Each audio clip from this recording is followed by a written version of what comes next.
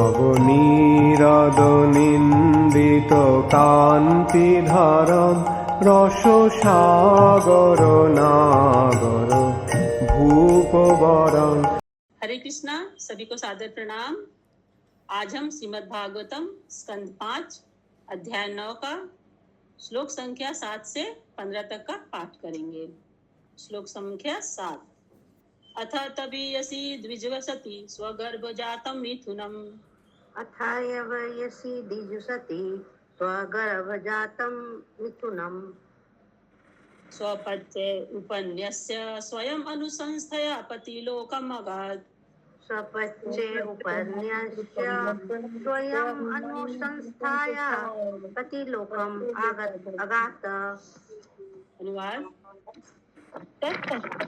ब्राह्मण की छोटी पत्नी अपने दुल्हा बच्चे एक लड़की को अपनी सौतन को सौंपकर अपनी इच्छा से अपने पति के साथ मरकर पतिलोक चली गई। हरे कृष्ण। श्लोक नंबर 8। पितर्यु परते भ्रातर एनम अतत् प्रवाद विदहत् तत्प्रयाम। पितर्यु परते भ्रातर एनम अतत् प्रभाविद त्रयाम। विद्यायाम एव पर्यवसित मतयः पर विद्यायाम जड़मति। विद्यायाम एव पर्यवसित मतयः पर विद्यायाम। इति भ्रातु अनुशासन निर्बन्धनात्मनृतत् सन्त। इति भ्रातु अनुशासन निर्बन्धनात्मनृतत् सन्त। अनुवाद। पिता की मृत्यु के बाद जड़ भरत के 9 सौतेले भाइयों ने उसे जड़ तथा बुद्धिहीन समझकर उसको पूर्ण शिक्षा प्रदान करने के उनके पिता का प्रयत्न छोड़ दिया। जड़ भरत के ये भाई तीनों वेदों ऋग साम यथा यजुर्वेद में पारंगत थे, जो सकाम कर्म को अत्यधिक प्रोत्साहन देते हैं, किंतु वे नवों भाई ईश्वर की भक्ति में सेवा से तनिक भी परिचित न थे। फलस्वरूप वे जड़ भरत की सिद्धि अवस्था को नहीं समझ सके। श्लोक नंबर 9 और 10। सह च प्रकृतः द्विपद पशुभिः उन्मत्त जड़। सह च प्रकृते द्विपद पशुभिः उन्मत्त जड़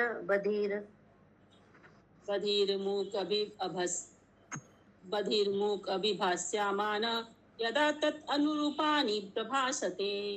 बधिर्मुख अभिभाषणमाण यदा तदनुरूपाणि प्रभासते। कर्माणि कार्यमान पर इच्छया करोति विस्तृतः। कर्माणि च कार्यमाण इच्छया करोति विस्तृतः।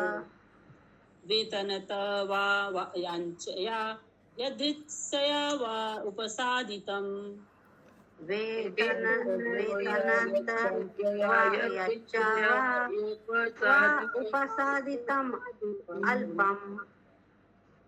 अल्पं बहुमृष्टं कृत अन्नं वा अव्यवहरति परम्। अल्पं बहुमृष्टं कृत अन्नं वा अव्यवहरति।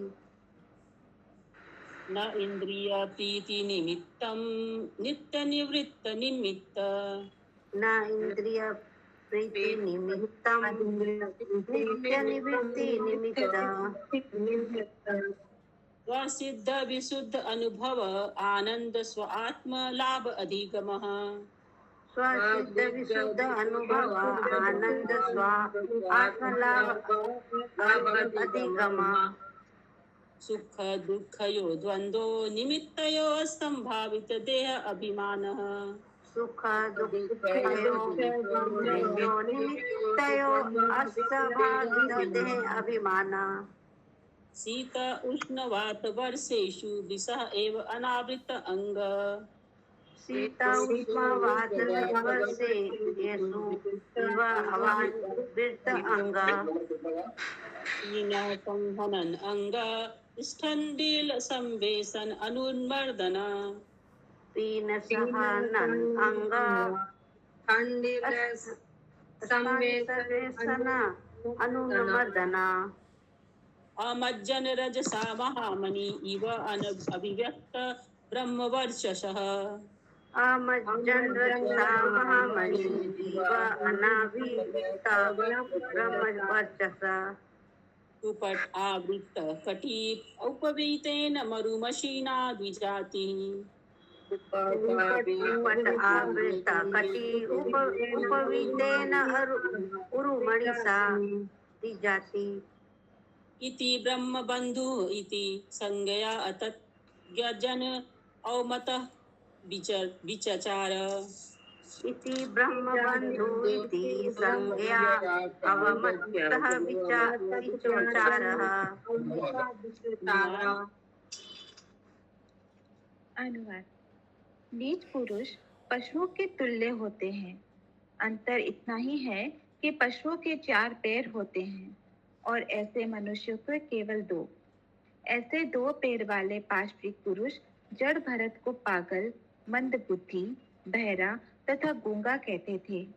वे उसके साथ दुर्व्यवहार करते और जड़ भरत बहरे, अंधे या जड़ पागल की भांति आचरण करते। न तो वह कभी प्रतिवाद करता, न ही उन्हें आश्वस्त करने का प्रयत्न करता कि वह ऐसा नहीं है। यदि कोई उससे कुछ कराना चाहता तो वह उनकी इच्छा के अनुसार कार्य करता। उसे भिक्षा या मजदूरी से अथवा अपने आप जो भी भोजन मिलता, चाहे वह थोड़ा हो, स्वादु, बासी या अस्वादु, उसे ग्रहण करता और खाता। वह इंद्रिय तृप्ति के लिए कभी भी कुछ नहीं खाता था, क्योंकि वह पहले से उस देहात्म बुद्धि से मुक्त हो गया था, जिसके वशीभूत होकर स्वादिष्ट या बेस्वाद भोजन किया जाता है। वह भक्ति की दिव्य भावना से पूर्ण था।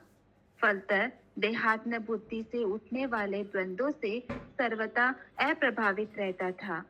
वास्तव में उसका शरीर सांड के समान बलिष्ठ था और उसके अंग प्रत्यंग हष्ट पुष्ट थे। उसे न तो सर्दी गर्मी या बयार वर्षा की परवाह थी और न ही कभी वह अपने शरीर को ढकता था। वह जमीन पर लेटा रहता। वह अपने शरीर में न तो कभी तेल लगाता, न ही कभी स्नान करता था। शरीर मलिन होने के कारण उसका ब्रह्म तेज तथा ज्ञान उसी प्रकार ढके हुए थे, जिस प्रकार धूल जमने से किसी मूल्यवान मणि का तेज छिप जाता है। उसने केवल एक गंदा कोपिन और एक यज्ञोपवीत पहन रखा था, जो काला पड़ गया था। ये जानते हुए कि वह ब्राह्मण कुल में उत्पन्न है, लोग उसे ब्रह्मबंधु तथा अन्य नामों से पुकारते थे। इस प्रकार भौतिकतावादी लोगों द्वारा अपमानित एवं उपेक्षित होकर वह इधर उधर घूमता रहता था। तात्पर्य। श्री नरोत्तम दास ठाकुर का गीत है, देह स्मृति नाही याद, संसार बंधन कहाँ तार। जिसे अपने शरीर पालन की इच्छा न रहे अथवा जो अपने शरीर को ढंग से रखने का इच्छुक न हो और जो किसी भी परिस्थिति में संतुष्ट रहे, वह या तो पागल होगा या फिर मुक्त। वास्तव में जड़ भरत के रूप में जन्म लेकर भरत महाराज भौतिक द्वंद्वों से सर्वथा मुक्त थे। वे परमहंस थे, अतः उन्हें शारीरिक सुख की चिंता न थी। हरे कृष्ण। हरे कृष्ण। श्लोक नंबर 11। कोई प्रश्न है किसी का?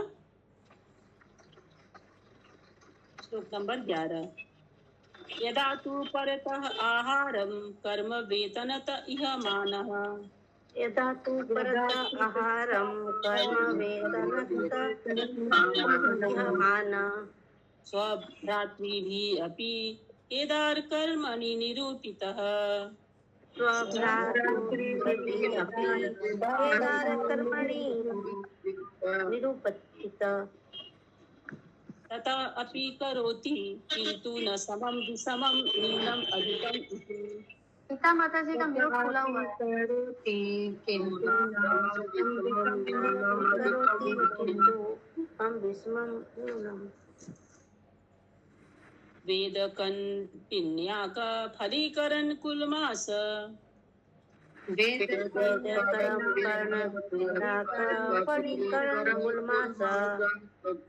स्थाली पुरीस आदीनि अपि अमृतवत् अव्यवहरति।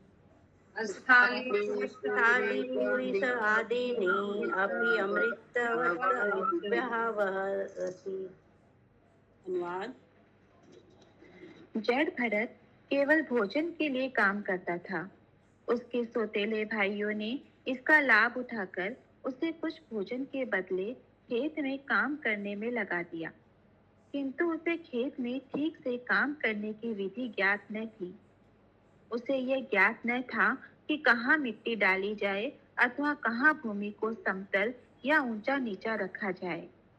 उसके भाई उसे टूटे चावल, कना, खली, धान की भूसी, खूना अनाज तथा रसोई के बर्तनों की जली हुई खुरचन दिया करते थे, किंतु वह इन सबको प्रसन्नता पूर्वक अमृत के समान स्वीकार कर लेता था। उसे किसी प्रकार की शिकायत न रहती और वह इन सब चीजों को प्रसन्नता पूर्वक खा लेता था। तात्पर्य: भगवत गीता 2.15 में परमहंस पद का वर्णन इस प्रकार हुआ है: सम दुख सुखम धीरम सो अमृतत्वाय कल्पते। जब किसी मनुष्य को इस संसार के सुख दुख नहीं व्यापते तो वह अमृतत्व अर्थात शाश्वत जीवन के योग्य होता है। भरत महाराज इस संसार में अपने कार्य को समाप्त करने के लिए दृढ़ प्रतिज्ञ थे, अतः उन्होंने संसार के द्वैत की तनिक भी परवाह नहीं की।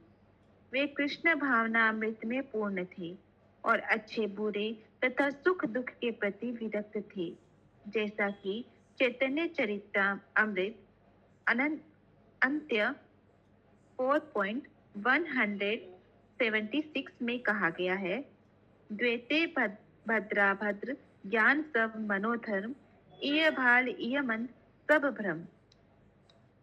इस संसार में अच्छे तथा बुरे का विचार मानसिक कल्पना है, अतः यह कहना है कि यह अच्छा है और यह बुरा है, सारी की सारी एक भूल है। मनुष्य को यह समझना चाहिए कि इस द्वैत भाव के संसार में यह सोचना कि यह अच्छा है अथवा यह बुरा है मात्र मनगढ़ंत कल्पना है। फिर भी किसी को इस भावना का अनुकरण न करके संभाव की स्थिति प्राप्त करनी चाहिए। हरे कृष्ण। हरे कृष्ण। किसी का कोई प्रश्न है अभी तक?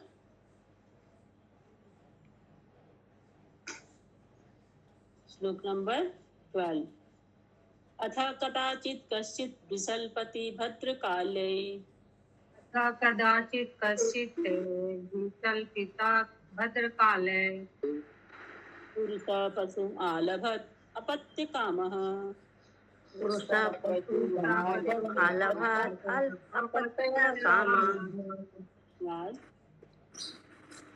इस समय पुत्र की कामना से डाकुओं का एक सरदार, जो शूद्र कुल का था, किसी पशु तुल्य जड़ मनुष्य की भद्रकाली पर बलि चढ़ाकर उपासना करना चाहता था। तात्पर्य: निम्न श्रेणी के लोग यथा शूद्र अपनी भौतिक कामनाओं की पूर्ति के लिए देवी काली या भद्रकाली जैसी देवियों की उपासना करते हैं। इस उद्देश्य से वे कभी कभी मूर्ति अर्चा विग्रह के समक्ष मनुष्य का वध करते हैं। वे सामान्य रूप से ऐसा व्यक्ति चुनते हैं जो मंद बुद्धि हो, अर्थात मनुष्य के रूप में पशु हो। हरे कृष्ण। हरे कृष्ण। श्लोक नंबर 13। तस्यः दैवम् उक्तस्य पशो पदवीं तत् अनुचराः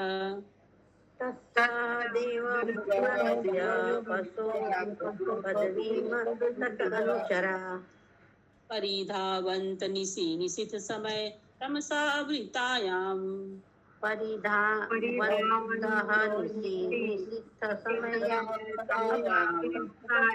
तमसा आवृत्याम् अनधिगत पशवः आकस्मिकेन विधिना केदरान्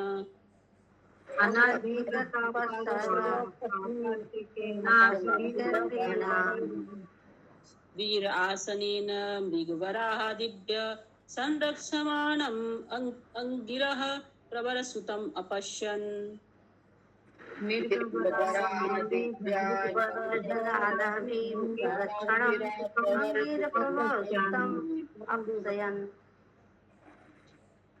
डाकुओं के सरदार ने बलि के लिए एक नर पशु पकड़ा, किंतु वह बचकर निकल भागा और सरदार ने अपने सेवकों को उसे ढूंढने के लिए आज्ञा दी। वे विभिन्न दिशाओं में दौड़े, किंतु उसे ढूंढ न सके। अर्धरात्रि के गहन अंधकार में इधर उधर घूमते हुए वे एक धान के खेत में पहुंचे, जहां उन्होंने अंगिरा वंश के एक ब्राह्मण कुमार जड़ भरत को देखा, जो एक ऊंचे स्थान पर बैठकर मृग तथा जंगली सूअरों से खेत की रखवाली कर रहा था। हरे कृष्ण। हरे कृष्ण। अभी तक समझ में आ रहा है सबको? तो क्या क्या पता चल रहा है? भरत महाराज के पिता जब मतलब नहीं रहे तो उनकी जो खुद की माँ थी वो भी अपनी इच्छा से उनके साथ पतिलोक चली गई। उसके बाद उनके भाई और जो सौतेली माँ थे उनके साथ बहुत बुरा व्यवहार करते थे। फिर भी भरत महाराज कभी भी नहीं बताए कि हाँ हम इतने ज्ञानी हैं, हम इतना भगवत भक्त हैं। चुपचाप जैसे जैसे वो लोग कह रहे थे वैसे ही करते रहते थे। एक दिन उनको खेत के निगरानी के लिए वो लोग भेज दिए। तो जो डाकुओं का सरदार था वो बलि के लिए खोज रहा था किसी को। पहले जिसको वो पकड़ रखा था वो बचकर भाग गया था। तो अपने सेवक को उसने कहा कि किसी एक और को ढूंढ के लाओ। तो ये लोग आध रात्रि में निकलते हैं और किसको पकड़ लेते हैं? धान के खेत में जड़ भरत को पकड़ लेते हैं। फिर आगे का कहानी हम लोग देखेंगे नेक्स्ट श्लोक में। श्लोक नंबर 14। अथ त एनम अनवद्य लक्षणम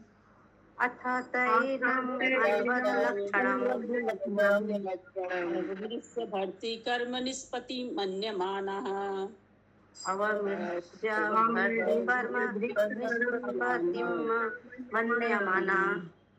बध्वा रसनया चंडिका गृहम् उपनिन्युमुदा विकसित वदनाः।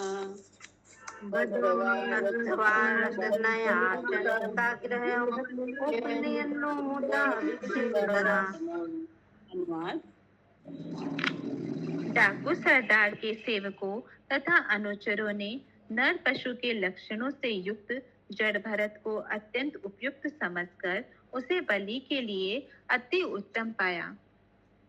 अतः प्रसन्नता के मारे उनके मुख चमकने लगे। उन्होंने उसे रस्सियों से बांध लिया और देवी काली के मंदिर में ले आए। तात्पर्य: भारत के कुछ भागों में आज भी देवी काली के समक्ष पशु तुल्य मनुष्यों की बलि चढ़ाई जाती है। तो भी ऐसी बलि केवल शूद्रों तथा डाकुओं द्वारा ही चढ़ाई जाती है।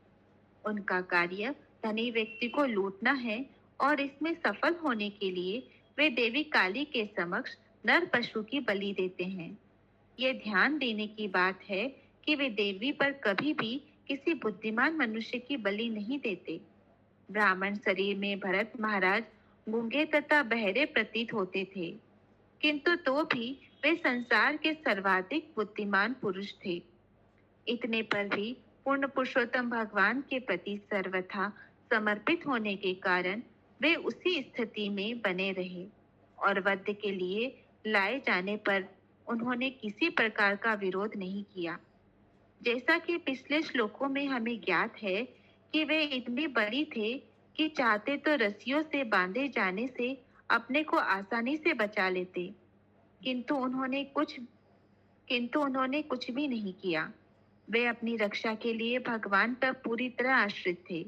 श्रील भक्ति विनोद ठाकुर परमेश्वर के प्रति समर्पण का वर्णन इस प्रकार करते हैं: मार भी राख भी यो इच्छा तोहार, नित्य दास प्रति तुया अधिकारा। हे ईश्वर, मैंने आपको आत्मसमर्पण कर दिया है। मैं आपका शाश्वत सेवक हूँ, और यदि आप चाहें तो मुझे मारे या मेरी रक्षा करें। प्रत्येक दशा में मुझ पर आपका अधिकार है। हरे कृष्ण। हरे कृष्ण। श्लोक नंबर 15 आज का अंतिम श्लोक है। अथ पनया तम स्वविधिना तेन अथ स्वविधिना अभिषिच्य हतेन वाससा आच्छाद्य भूषण आलेप स्त्रीतिलक आदिभिः भूषण आलेप तिलक आदिभिः उपस्कृतं भुक्तवन्तं धूपदीपमाल्यलाजकिसल अंकुर उपस्कृतं भुक्तवन्तं धूपदीपमाल्यलाजकिसलयङ्कर भुक्तवन्तं धूपदीपमाल्यलाजकिसलय अंकुरफल उपहार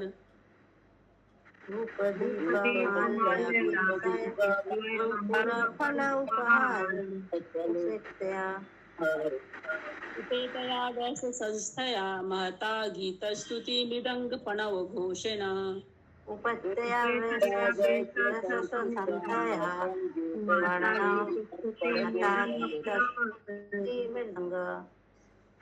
च पुरुष पशु भद्रकाल्या पुरत उपवेशयामाशु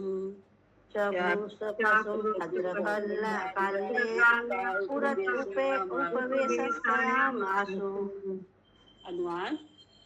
इसके पश्चात गुरु ने नर पशु बलि की काल्पनिक पद्धति के अनुसार जड़ भरत को नहलाया, नए वस्त्र पहनाए, पशु के अनुकूल आभूषणों से अलंकृत किया, उसके शरीर पर सुगंधित लेप किया तथा तिलक, चंदन एवं हार से सुसज्जित किया।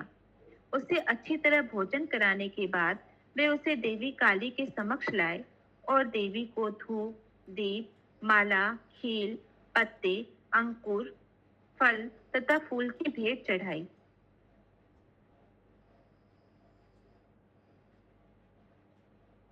इस प्रकार उन्होंने नर पशु को वध करने के पूर्व गीत, स्तुति द्वारा एवं मृदंग द्वारा तुरही आदि बजाकर देवी की पूजा की। इसके पश्चात जड़ भरत को मूर्ति के समक्ष बैठा दिया गया। तात्पर्य: इस श्लोक में स्वविधिना शब्द अत्यंत महत्वपूर्ण है। वैदिक शास्त्रों के अनुसार कोई भी कृत्य विधि विधानों के अनुसार किया जाता है, किंतु यहाँ पर यह कहा गया है कि चोरों तथा उचक्कों ने नर पशु को मारने की अपनी विधि निकाली थी। तामसिक शास्त्रों में देवी काली के समक्ष बकरे या भैंसे की बलि देने का विधान है, किंतु उसमें मनुष्य की बलि का, चाहे वह कितना ही मूर्ख क्यों न हो, कोई उल्लेख नहीं है। यह विधान डाकुओं द्वारा स्वकल्पित किया गया था, इसीलिए स्वविधिना शब्द प्रयुक्त हुआ है। आज भी अनेक यज्ञ वैदिक शास्त्रों का उल्लेख किए बिना किए जाते हैं। उदाहरणार्थ, हाल ही में कलकत्ता में एक बूचड़ खाने का विज्ञापन देवी काली के मंदिर के रूप में किया गया।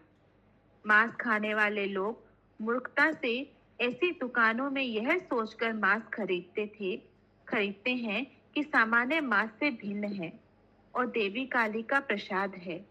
देवी काली के समक्ष बकरे या इसी प्रकार के पशु की बलि का उल्लेख शास्त्रों में इस दृष्टि से हुआ है कि लोग बूचड़ खानों से मांस न खरीदें और इस प्रकार पशुओं के वध के लिए उत्तरदायी न हो।